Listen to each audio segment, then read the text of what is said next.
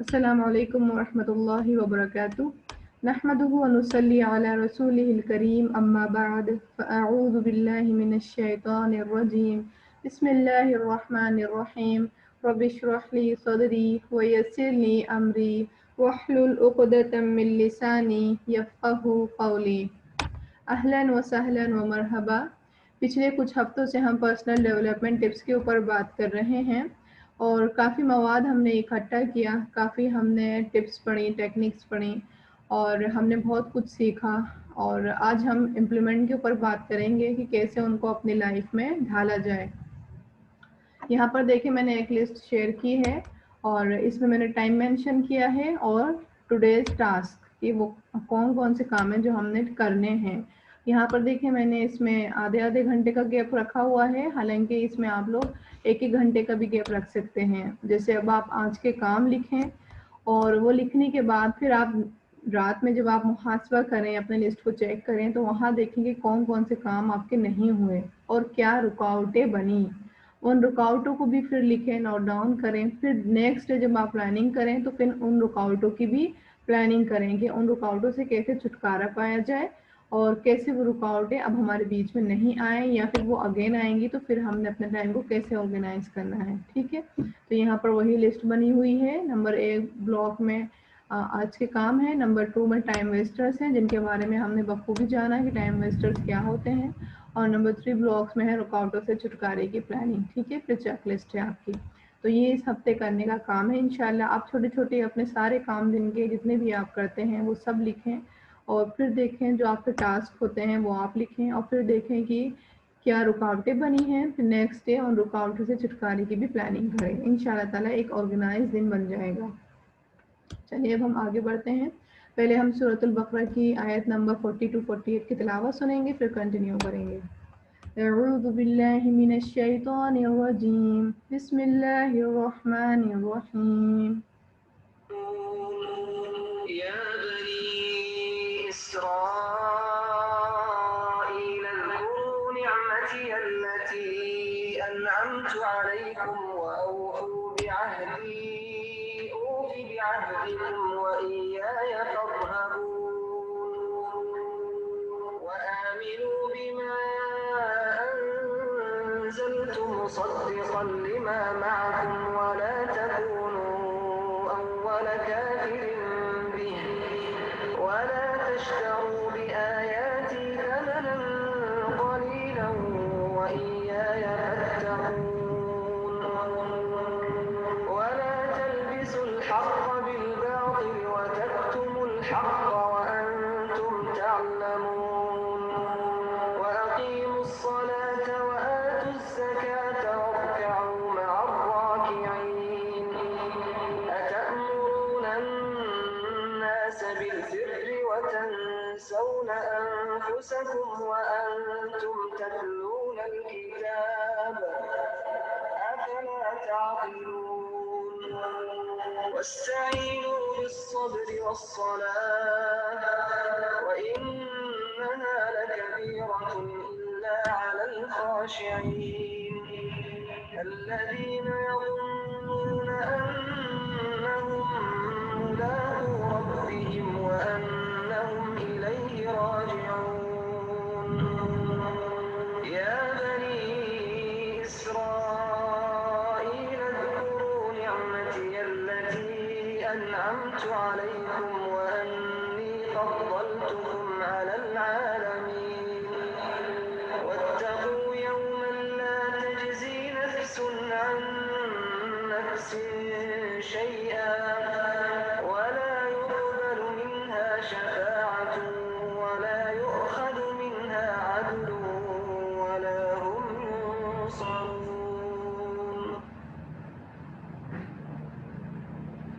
آج کی آیات ہیں ہماری آیت نمبر 49-59۔ پچھلے کچھ دنوں سے، پچھلے کچھ ہفتوں سے ہم نے بنی اسرائیل کا ٹاپک اسٹارٹ کیا ہوا ہے، اور پچھلے ہفتے بھی ہم نے بنی اسرائیل کے اوپر ہی بات کی تھی، اور آج بھی اللہ تعالیٰ انہی کا حال بیان کر رہے ہیں۔ وَإِذْ نَجَّيْنَاكُمْ مِنْ آلِ فِرْعَوْنَ، اور جب نجات دی ہم نے تمہیں آل فرعون سے، یسومونکم سوء العذاب، وہ تکلیف دیتے تھے تمہیں برے عذاب کی، یذبحون ابناءکم، وہ خوب ذبح کرتے تھے تمہارے بیٹوں کو، ویستحیون نساءکم، اور وہ زندہ چھوڑ دیتے تھے تمہاری عورتوں کو، وفی ذلکم بلاء من ربکم عظیم، اور اس میں آزمائش تھی تمہارے رب کی طرف سے بہت بڑی۔ یہاں پر ایک واقعہ بیان کیا جا رہا ہے اور بنی اسرائیل کے حالات بتائے جا رہے ہیں کہ جب فرعون سے نجات دینے سے پہلے ان کے کیا حالات تھے، ان کے ساتھ کیسا سلوک کیا ہوا تھا فرعون نے۔ یہاں اللہ تعالیٰ بتا رہے ہیں کہ بنی اسرائیل کو یاد دہانی کرا رہے ہیں کہ دیکھو وہ نعمت یاد کرو کہ جب ہم نے تم کو نجات دی تھی، اور یاد کرو کہ فرعون تمہیں کیا کرتا تھا تمہارے ساتھ، وہ حالات تو یاد کرو۔ وہ کیا کرتا تھا؟ یذبحون ابناءکم، وہ ان کی ذبح کرتا تھا تمہارے بیٹوں کو اور تمہاری عورتوں کو زندہ چھوڑ دیا کرتا تھا۔ یہ اتنا سخت عذاب ہے، یہ اتنا سخت چیز ہے کہ انسان ہر وقت غم میں مبتلا رہے کہ اس کے بیٹوں کو ختم کر دیا جائے، یعنی اس کی نسل ختم کر دی جائے اور ان کی عورتوں کو چھوڑ دیا جائے۔ اور اس کا مقصد یہ تھا فرعون کا کہ اس سے فرعونی ہی پیدا ہوں، انہی کی نسل چلے اور بنی اسرائیل کی نسل نہیں چلے۔ آگے اللہ بیان کر رہے ہیں وَفِي ذَلِكُمْ بَلَاءٌ مِّن رَبِّكُمْ، اور اس میں آزمائش تھی تمہارے رب کی طرف سے بہت بڑی، یعنی یہ جو واقعہ تھا ان کے ساتھ، یہ کس کی طرف سے تھا؟ یہ اللہ کی طرف سے تھا۔ اللہ تعالیٰ نے ان کو آزمایا تھا، اور اللہ تعالیٰ ہمیں کب کب آزماتے ہیں؟ ایک تو یہی کنڈیشن ہوتی ہے کہ اللہ تعالیٰ کو ہم سے اور بڑا کام کروانا ہوتا ہے، یا آگے کی کوئی اور سچویشن کے لیے اللہ تعالیٰ ہمیں پریپیئر کر رہے ہوتے ہیں، تب آزمائش میں مبتلا کرتے ہیں۔ یا پھر دوسری کنڈیشن یہ ہوتی ہے کہ ہماری گناہوں کی وجہ سے، کہ جب ہم گناہ کرتے ہیں تب ہم خود ہی اپنے آپ کو مصیبت میں مبتلا کر دیتے ہیں۔ تب یہاں اللہ پاک ہمیں کیا بتا رہے ہیں کہ یہ جو آزمائش تھی بہت بڑی تمہارے رب کی طرف سے تھی۔ تو یہاں سے ہمیں کیا کام کرنے کا کام کیا ہے کہ ہم نے یہ جائزہ لینا ہے کہ کب کب ہمیں آزمایا گیا اور کیا ٹیسٹ لیا اللہ تعالیٰ نے ہمارا، اور پھر اس سے نجات بھی کیسے دیا اللہ نے، کیونکہ نجات دینے والا بھی اللہ ہی ہے، اور اس کو پھر کیسے نجات دی اور ہماری مصیبت کو راحت میں کیسے تبدیل کیا، اس چیز کی ہم نے یاد دہانی کرنی ہے۔ اور یاد دہانی کرنے کا مقصد یہی ہے کہ ہمیں شکر پیدا ہو ہمارے اندر، جو ہم ناشکریاں کرنے لگ جاتے ہیں تو اس سے ہم دور ہوں، شکر گزار بندے بنے اللہ کے۔ پھر آگے آتا ہے وَإِذْ فَرَقْنَا بِكُمُ الْبَحْرَ، اور جب پھاڑا ہم نے تمہارے لیے سمندر کو، فَأَنْجَيْنَاكُمْ فَأَغْرَقْنَا آلَ فِرْعَوْنَ، پھر نجات دی ہم نے تمہیں اور غرق کر دیا ہم نے آل فرعون کو، وَأَنْتُمْ تَنْظُرُونَ، اور تم دیکھ رہے تھے۔ یعنی وہی واقعہ بتایا جا رہا ہے کہ کیسے نجات دی۔ جب موسیٰ علیہ السلام بنی اسرائیل کو لے کر نکلے تب فرعون کو پتہ چل گیا، فرعون اور اس کا لشکر موسیٰ علیہ السلام اور بنی اسرائیل کے پیچھے ہو گئے اور ان کو فالو کرنے لگے، اور یہاں یہ لوگ جلتے جاتے۔ اب جب دیکھتے ہیں کہ سامنے سمندر ہے تو بنی اسرائیل جو تھی بہت زیادہ گھبرا جاتی، پھر موسیٰ علیہ السلام سے کہہ دیتی کہ دیکھو موسیٰ علیہ السلام اب بھی ہم نجات نہیں پائے، اب تو یہ ہمیں نہیں چھوڑے گا۔ ظاہر سی بات ہے کہ دشمن پیچھے تھا، اپنے لشکر کے سمیت تھا، تو اس نے اب ہلاکی کرنا تھا۔ ان کو خوف ہوا کہ دیکھو اب کیا ہوگا، اب تو سمندر ہے، اب ہم کہاں جائیں۔ لیکن موسیٰ علیہ السلام کام رہے اور انہوں نے اللہ کے حکم کا ویٹ کیا۔ پھر اللہ تعالیٰ نے ان کو حکم دیا کہ آپ ایسا کریں، اپنا عصا جو ہے سمندر پہ ماریں۔ پھر جب انہوں نے اپنا عصا سمندر پہ مارا تو سمندر پھٹ پڑا، اور پھر موسیٰ علیہ السلام اور بنی اسرائیل اس میں نکلنے لگے، یعنی وہ راستہ بن گیا تھا، اس میں سے گزرنے لگے۔ تب پیچھے سے فرعون آیا اور اس کا لشکر آیا۔ فرعون کا ماننا یہی تھا کہ موسیٰ علیہ السلام بہت بڑے جادوگر ہیں، تو وہ بھی پیچھے پیچھے ہو گیا کہ موسیٰ علیہ السلام نے یہ جادو سے کیا ہے، تو وہ بھی کیا ہوا، وہ بھی پیچھے پیچھے ہو گیا۔ اور بنی اسرائیل جیسے ہی کراس کر گئی سمندر کو، ویسے ہی سمندر مل گئے آپس میں۔ پھر یہاں اللہ پاک وہی بتا رہے ہیں کہ فَأَنْجَيْنَاكُمْ، پھر ہم نے نجات دی تمہیں، وَأَغْرَقْنَاكُمْ آلَ فِرْعَوْنَ، اور ہم نے غرق کر دیا آل فرعون کو، یعنی آل فرعون کو اور اس کے لشکر کو لشکر سمیت غرق کر دیا۔ اور غرق کیسے کرا؟ تھوڑے سے پانی سے غرق کیا، زیادہ پانی سے نہیں غرق کیا۔ موت میں جو سب سے زیادہ تکلیف دہ جو موت ہوتی ہے وہ ہوتی بھی پانی میں ڈوب کے ہی ہے۔ جو لوگ جو پانی میں ڈوب کے مرتے ہیں وہ بہت زیادہ تکلیف دہ موت ہوتی ہے۔ اللہ تعالیٰ نے اس کو تکلیف دہ موت دی۔ اور آگے اللہ پاک کیا کہہ رہے ہیں وَأَنْتُمْ تَنْظُرُونَ، اور تم دیکھ رہے تھے، یہ انسیڈنٹ تمہارے آنکھوں کے سامنے پیش آیا اور تم نے یہ واقعہ دیکھا۔ اور کیوں اللہ پاک نے دکھایا؟ تاکہ ان کو شک نہیں رہے، تاکہ جب یہ آگے کی لائف اپنے گزاریں، جو جس مقصد کے لیے اللہ تعالیٰ نے ان کو چنا تھا، جب یہ مقصد پورا کریں تو ان کے ذہن میں یہ چیز نہیں رہے کہ دیکھو کہیں ہمارا دشمن آ نہیں جائے، کہیں ہمارا دشمن آ نہیں جائے، ان کے دل میں شبہ بھی نہیں رہے۔ حالانکہ اللہ تعالیٰ یہ کر سکتے تھے کہ موسیٰ علیہ السلام کو وحی کے ذریعے بتا دیتے اور یہ اپنی قوم کو اطلاع کر دیتے کہ دیکھو فرعون مر گیا ہے، لیکن اللہ تعالیٰ نے ان کی آنکھوں کے سامنے یہ انسیڈنٹ کروایا، یعنی کرا، تاکہ یہ لوگ جو ہیں ان کا ایمان زیادہ بڑھیں اور یہ قلب سکون کے ساتھ جو ہے آگے کے کام کریں۔ تو ہم نے اپنی زندگی کے معجزات کو فائنڈ کرنا ہے، کیونکہ ہر انسان کی زندگی میں معجزات پیش ہوتے ہیں، اور ہم نے وہ سوچنا ہے کہ کون کون سے ایسے معجزات تھے جو ہماری زندگی میں پیش ہوئے ہیں اور اللہ تعالیٰ نے ہمیں ان مصیبتوں سے نکالا ہے اور معجزات کے ذریعے نکالا ہے۔ ٹھیک ہے، پھر آگے آتا ہے وَإِذْ وَعَدْنَا مُوسَىٰ 40 لَيْلَةً ثُمَّ اتَّخَذْتُمُ الْعِجْلَ مِن بَعْدِهِ وَأَنْتُمْ ظَالِمُونَ، اور جب وعدہ کیا ہم نے موسیٰ سے 40 راتوں کا، پھر بنا لیا تم نے بچڑے کو معبود بعد اس کے اور تم ظالم تھے۔ یعنی جب یہ لوگ کراس کر گئے تھے سمندر کو، صحرائے سینا میں پہنچے، اور پھر موسیٰ علیہ السلام کو اللہ تعالیٰ نے 30 ڈیز کے لیے بلا لیا، لیکن پھر اللہ تعالیٰ نے 10 ڈیز اور بڑھا دیے، یعنی 40 ڈیز ہو گئے۔ اب ان لوگوں سے صبر نہیں ہوا، ایک ان میں سے ہی تھا سامرین، اس نے کہا دیکھو موسیٰ علیہ السلام کو اللہ نہیں ملے تو ایسا ہے ہم اپنا معبود بنا لیتے ہیں۔ اب یہ لوگ جب وہاں سے نکلے تھے تو یہ لوگ گولڈ لے کے نکلے تھے، یعنی سونا لے کے نکلے تھے، ان کے پاس سونا تھا، یہ وہ لے کے نکلے تھے۔ پھر انہوں نے کیا کیا،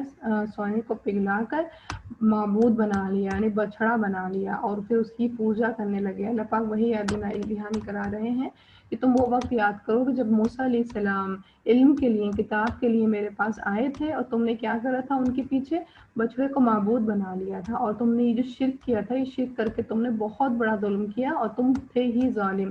یہاں ظالم اللہ پاک اس لیے ہی کہہ رہا ہے کیونکہ انہوں نے شرک کیا تھا۔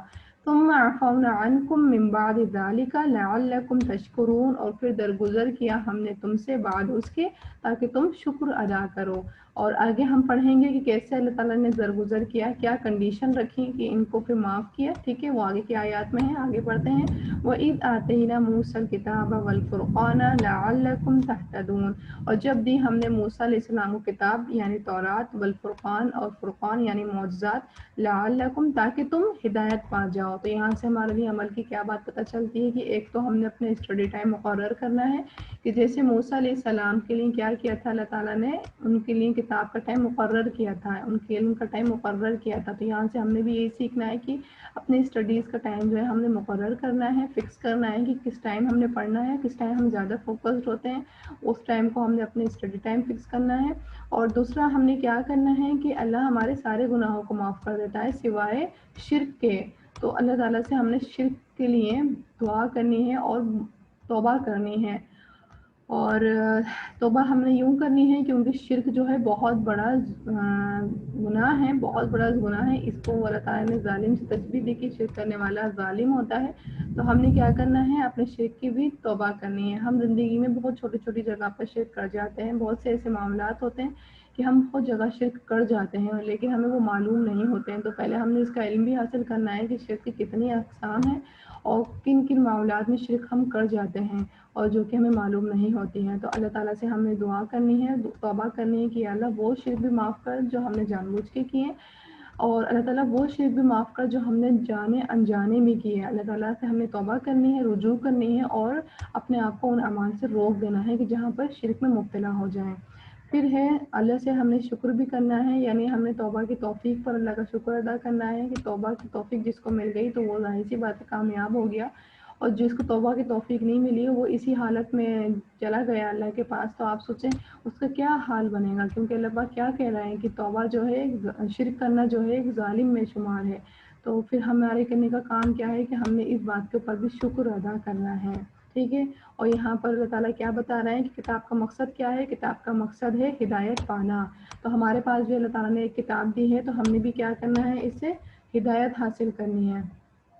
اذ قال موسیٰ لقومہ یا قوم انکم ظلمتم انفسکم باتخاذکم العجل، اور جب کہا موسیٰ نے اپنی قوم سے، اے میری قوم بے شک تم نے ظلم کیا اپنے نفسوں پر۔ کیا ظلم کیا کہ تم نے بنا لیا بچڑے کو معبود، تب کیا کرو، فتوبوا الی بارئکم فقتلوا انفسکم، پس توبہ کرو طرف اپنے رب کے اور کیا کرو، اور تم قتل کرو اپنے نفسوں کو. ٹھیک ہے، یعنی یہاں پر سولوشن بھی دیا جا رہا ہے. جب موسیٰ علیہ السلام واپس آئے کوہ طور سے، تب انہوں نے دیکھا کہ شرک میں مبتلا تھی بنی اسرائیل. انہوں نے کہا دیکھو تم نے اپنے نفس پہ ظلم کر لیا، اب تم کیا کرو. پھر سولوشن دیا کہ تم اب توبہ کرو اپنے پیدا کرنے والے کے، کیونکہ پیدا کرنے والا تمہارا یہ معبود نہیں اللہ ہے، اس کی طرف تم توبہ کرو. اور تم کیا کرو، اس کا کفارہ کیا ہے، اس کا کفارہ ہے کہ تم قتل کرو اپنے نفسوں کو، یعنی ایک دوسرے کو مارو.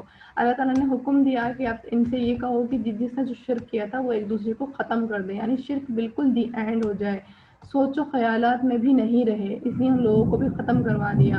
پھر کیا کہا موسیٰ علیہ السلام نے، ذالکم خیر لکم عند بارئکم، یہ بہتر ہے تمہارے لیے نزدیک تمہارے پیدا کرنے والے کے. اللہ تعالیٰ نے یہ ڈیسائیڈ کیا ہے اور یہی عمل تمہارے لیے اچھا ہے.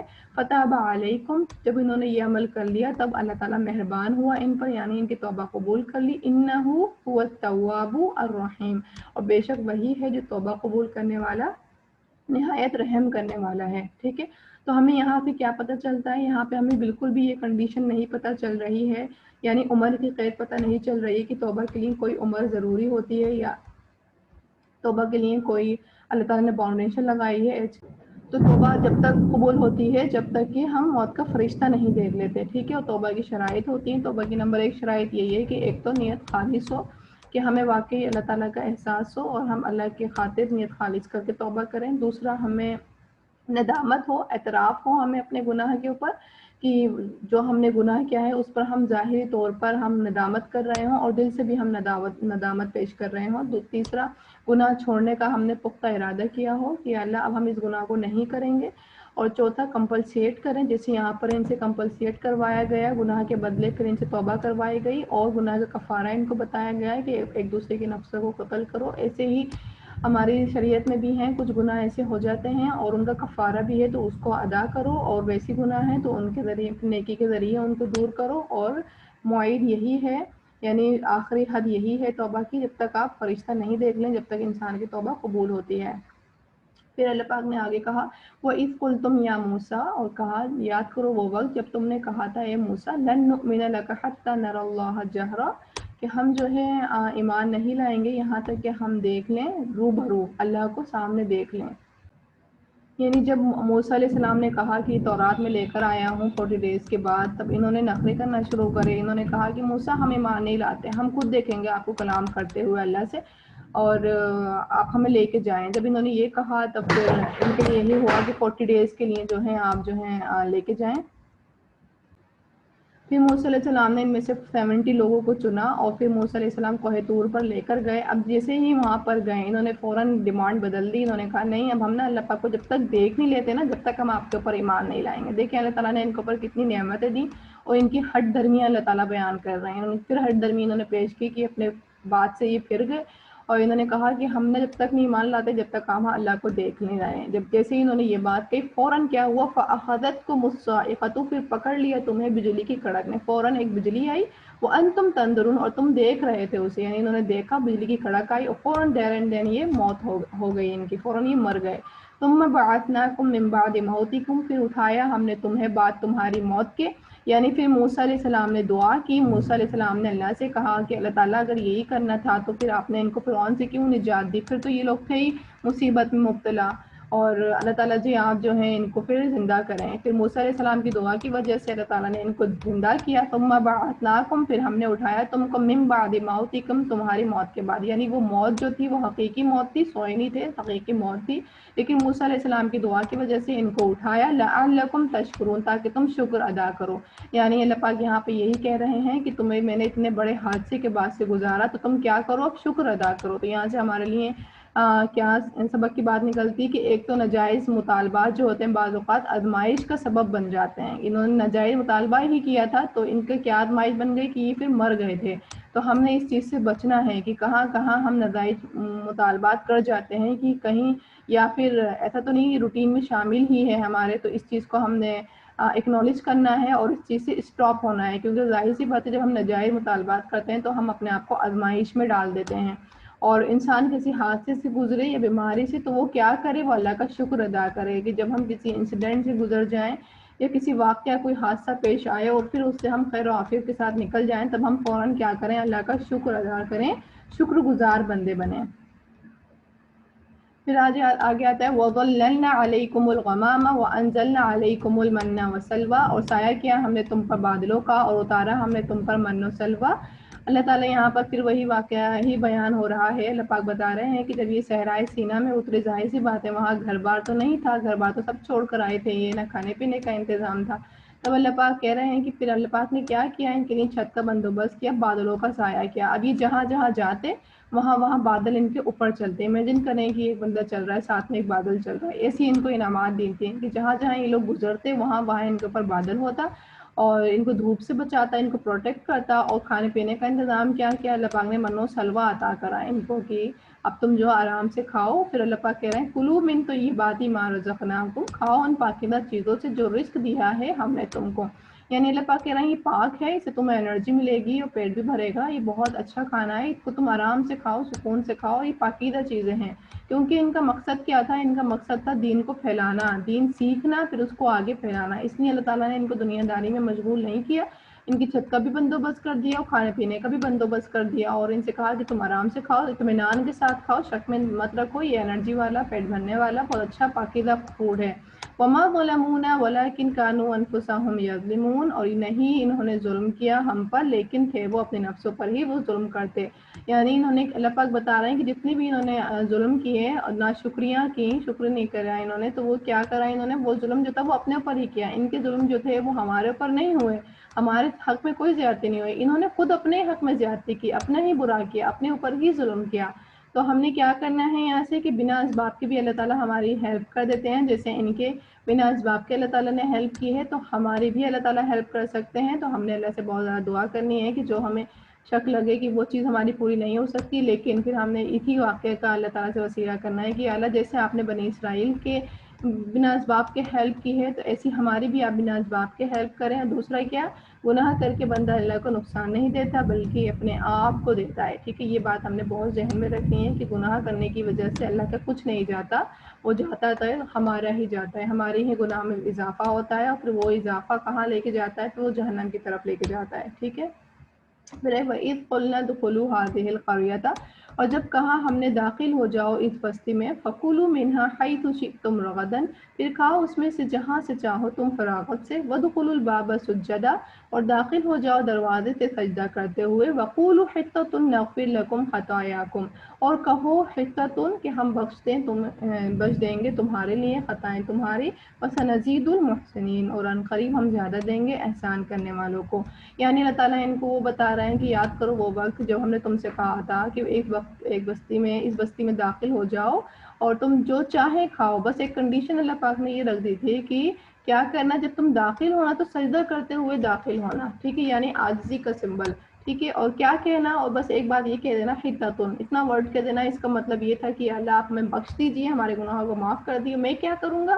میں جو ہوں تمہارے گناہوں کو، تمہاری جتنی بھی تم ابھی تک پرانی خطائیں کرتے آئے ہو، میں اس کو معاف کر دوں گا، اور میں کیا کرتا ہوں؟ میں جو ہوں عنقریب بہت زیادہ دوں گا، ٹھیک ہے؟ احسان کرنے والوں کو جو یہ عمل کریں گے، ٹھیک ہے؟ اور تو ہمیں یہاں سے کیا پتہ چلتا ہے کہ کھانے کے ساتھ نماز کو نہیں بھولنا ہے، ٹھیک ہے؟ یہاں پہ سجدہ کس کی علامت ہے؟ ایک عاجزی کا سمبل ہے، عبادت کی علامت ہے، تو ہم نے بھی اس بات کا ذہن میں رکھنا ہے، جبکہ اللہ پاک ان سے کہہ رہے ہیں کہ کھاؤ پیو، لیکن ساتھ میں اللہ پاک کہہ رہے ہیں کہ سجدہ کرتے ہوئے بھی جاؤ، یعنی عبادت کو بھی نظر انداز مت کرو، بھولو نہیں، عاجزی کو بھولو نہیں۔ اور جب کوئی کامیابی ملے تو اللہ کے لیے عاجز ہونا ہے اور استغفار کرنا ہے، ٹھیک ہے؟ جیسے ان سے کہا، ان کو کامیابی دی اللہ تعالیٰ نے، ان کو چنا، ان کو فضیلت عطا کری، لیکن پھر اس پر کنڈیشن کیا رکھی کہ یہ کیا کریں؟ یہ استغفار کریں، عاجزی کے ساتھ چلیں۔ اور اللہ پاک نے پھر آگے یہ بھی بتایا کہ احسان کرنے والوں کو جو ہے اللہ تعالیٰ بہت زیادہ دیتے ہیں، ٹھیک ہے؟ پھر آتا ہے فَبَدَّلَ الَّذِينَ ظَلَمُوا قَوْلًا غَيْرَ الَّذِي قِيلَ لَهُمْ، تو بدل ڈالا جنہوں نے ظلم کیا بات کو سوائے اس کے جو کہی گئی تھی ان سے۔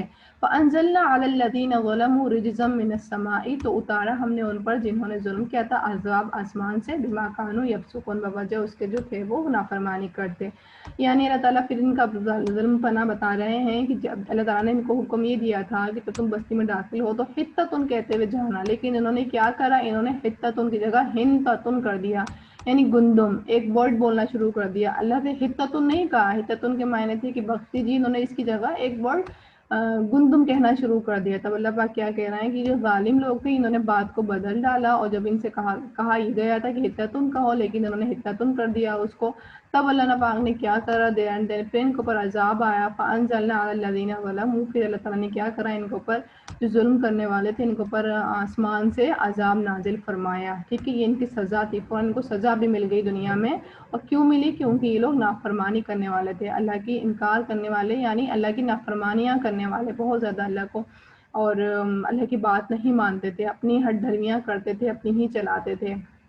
تب اللہ پاک کیا بتا رہے ہیں کہ پھر اللہ پاک دیر اینڈ دین, جیسے ہی انہوں نے گناہ کرا ویسے ہی دیر اینڈ دین آسمان سے عذاب گرا, اور ساتھ میں وجہ بتا دی کہ اس لیے گرا کیونکہ یہ نافرمانی کرنے والے تھے, نافرمان ہی لوگ تھے.